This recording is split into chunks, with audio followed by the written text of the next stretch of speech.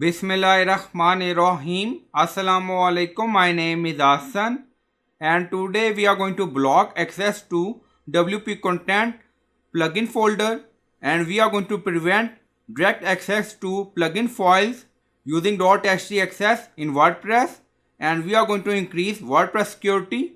Before starting work, is my request, please subscribe my channel. Thank you. Now back to our work. So we are in file manager and this is our .htaccess file. So we are going to add code in .htaccess file. Right click on it and then click on edit. Now .htaccess file is open and then you see we have already if module mod underscore rewrite.c and then you see if module close.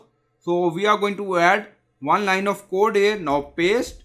Now you see rewrite rule wp content / plugin folder. So by using this line of code, we are going to prevent direct access to plugin file and then click on save changes. Now you see saving .htaccess file and then you see success message. So in this way you can block access to WP content plugin folder files. So I hope you like this video. Please like, comment, share, subscribe. Thank you for watching.